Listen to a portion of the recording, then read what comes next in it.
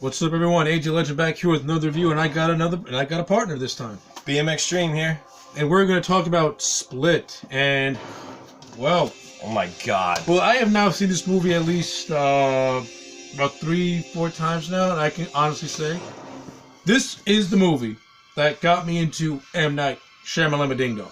Yeah. This movie got me into M. Night Shyamalan, mostly because I'm a fan of James McAvoy, and James McAvoy is the only reason why this movie is the remotely watchable. McAvoy plays this guy called Kevin, who has 23 different personalities, and he literally gives.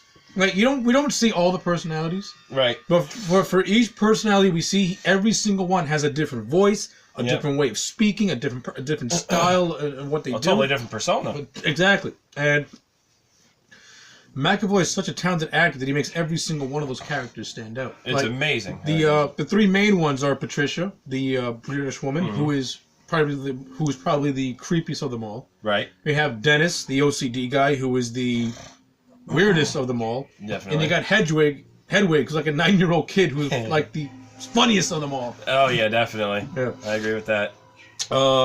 So basically, what happens is Dennis kidnaps these 3 girls because Dennis and Patricia, they're going to sacrifice these 3 girls for a 4th personality known as the Beast, which is like this monstrous type personality that Kevin has. Yep. And they kidnap these 3 girls as like sacrificial lambs for the Beast. Right. And in the background, you have the therapist, Dr. Fletcher, who is like trying to get who's trying to reason with Kevin? Not really reason with Kevin, but she's trying to make people understand about Kevin's disorder and how, like a lot of people have it, this DID disorder. Trying to bring it to the light. Yeah, pun intended. Trying to bring the disorder to light, so people can understand that it's real, and that these people aren't to be feared. Maybe Kevin, because he has 23 different personalities, and I believe one of them's deadly. Oh yeah, and one of them is deadly. So yeah, so like.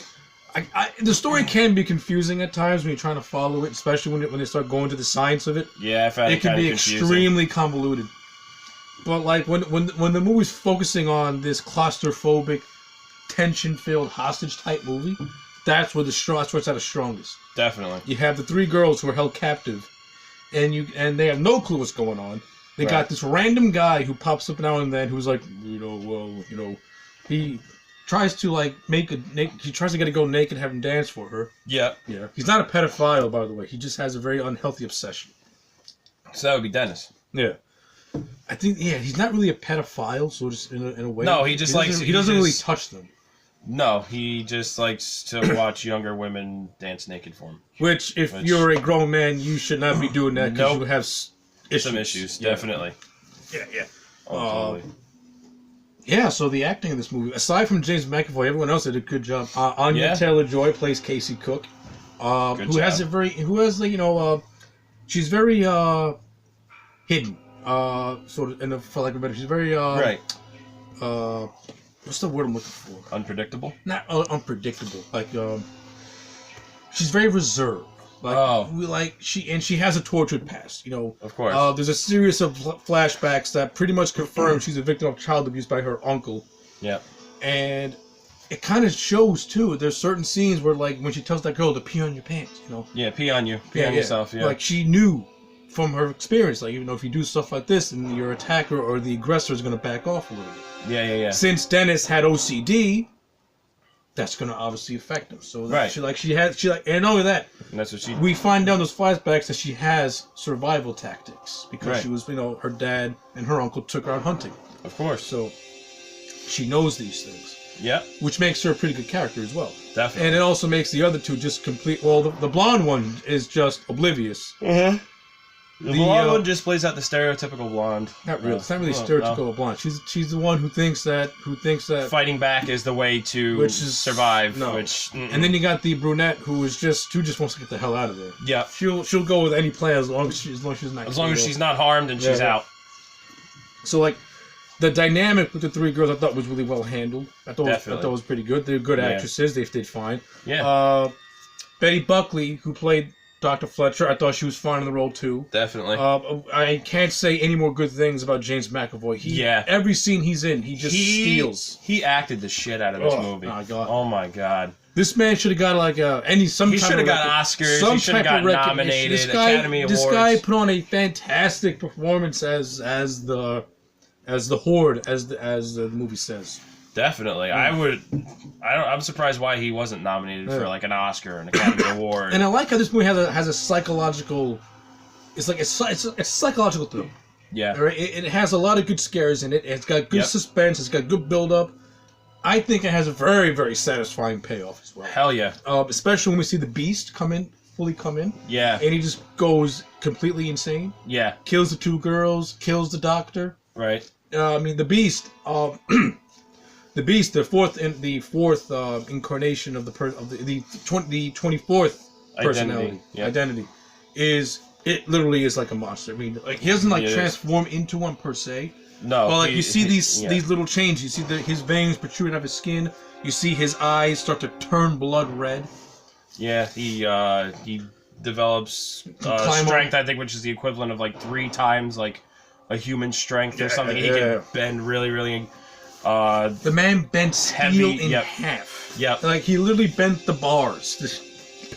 Stick his head. I thought he was going to say, "Here's Beastie." Yeah, it would have been funnier. That would have been funny too, but it's almost primal. It would have been a completely different movie. That's true. It's almost primal, the Beast identity. Well, that's what it is, because it's revealed at the end that they're in a zoo the entire time. And the Beast is an amalgamation of all the animals in said zoo. The tigers, the rhinoceros, and stuff like that. And it's also revealed that's where he works. Yeah, exactly. It's where he works, and it's where the girls were held captives the whole time. And it also leads to another reveal, which we're going to get to in just one little second. Mm-hmm. Because I want to talk about the humor of this movie. Yes. This movie has got some good humorous moments in it. I gotta say though, primarily the Hedwig personality is definitely very funny. Hedwig is like this innocent 9-year-old, and a lot of the humor comes from his character. Oh, definitely. But it comes across more as like innocence than it does as being intentionally funny. Right. Especially the scene where he takes Casey to the room and starts playing that frog beat music. Kanye. Yeah. That was funny. And then of course like I've never kissed a girl before. Yeah. That was funny. Can I have a kiss? That was pretty funny. Okay, well, before we get to the big ending, the big twist at the end, let's hear your thoughts on this thing. My thoughts? Wow, this movie was amazing. This is my first time watching Split, but as a first impression, oh my God, this is like such a good movie. Like seeing all the different personalities come out, and McAvoy just acting the shit out of it. Mm-hmm. Oh my God, James McAvoy. I'm surprised that this movie did not get Academy Awards, did not get Oscars, Best Picture, Best Actor. Well, for me personally, I wouldn't go as far as Best Picture, but Best Actor.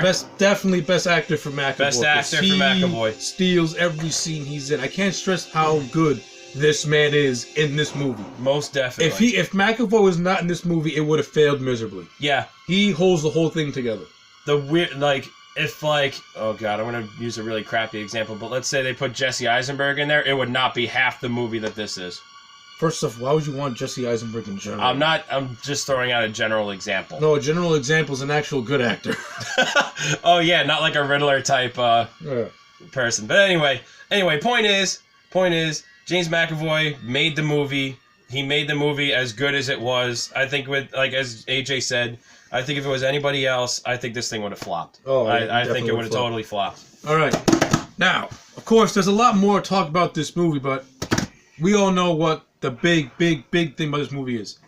This movie, the end of this movie, the very end of this movie, reveals that this is part of the Unbreakable universe, because we see David Dunn, Bruce Willis' character from Unbreakable, in a mid-credit scene where it's revealed that that this takes place in that universe. There's a news broadcast playing. Yeah. Some random waitress is like, "What was that guy's name 15 years ago?"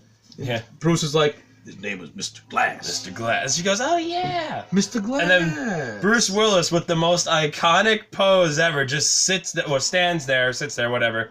in his maintenance shirt, just sips the coffee like, I need more coffee. I need more coffee. Refill. Refill. Yeah, so in essence, this movie is a spin-off of Unbreakable, kind of, and well, now Unbreakable was a superhero origin story. Right. Split is a supervillain origin story, and it's one of the first like mainstream supervillain origin stories for a superhero type character, and I gotta give Shyamalan a ding dong credit. He did a good job at making this movie stand out. And again, it was grounded. It was, like in the Unbreakable. It's grounded. Like in Unbreakable, it was grounded. This whole thing is supposed to be a grounded, heightened reality, which I like. Kind of in the same vein as the Nolan Batman movies. How those are more grounded. This is the same thing. There's like, it does have some fantastical elements to it, but it tries to be it tries to give everything a scientific explanation. Right. Especially in this movie, there are times that scientific explanation can be just like, okay, you're going you're reaching way too far with this. You're stretching the boundaries of what you're trying to do. Yeah. Okay. Oh my God! Let's wrap this up. Final thoughts. Let's wrap it up. All right. So, what are your final thoughts? Final thoughts. This movie was amazing. Like I said, first time watching it, I got a good thrill out of it, seeing the different personalities of McAvoy. Again, McAvoy acting the shit out of this. I would give this movie. I'd give this movie a 9 out of 10. Right. I'd give it a 9 out of 10. What about you? All right. Well, like I said, McAvoy makes this movie. Without him, this thing would have fell apart. My biggest criticism of this movie is that it convolutes its explanation of almost everything for a scientific need. Kind of fixed, so that kind of falls on more under lazy writing and just trying to stretch out a grandiose idea. But I give Shyamalan credit for making it, kind of sort of make sense. Everyone beneath McAvoy, the three girls, I thought did a great job. Betty Buckley as Fletcher, she was great as well, very likable.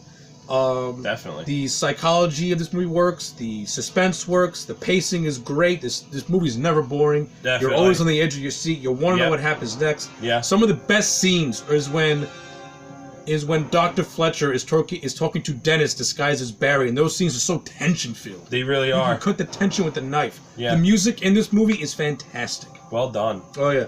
So, I'm going to give it solid 8 out of 10 for me. From me, McAvoy makes this movie, and a lot of the other technical things, they work as well. This movie's well directed. Yeah. The cinematography looks great. Definitely. The writing, for the most part, can be very clunky in some areas, but overall relatively strong. Performances are all good. Yeah. So, yeah, 8 out of 10 from me. Definitely. All right. Okay, well, those are our thoughts on Split, which is a spin-off of the Unbreakable movies. I cannot wait to see Glass. I'm looking forward to that. Me too. All right, so if you guys have seen Unbreakable and/or Split, let me know which one you like the most, and let me know if you hate or like either one of those movies down in the comment sections below. Like this video and subscribe, and I'll check you back next time for more. Peace, guys.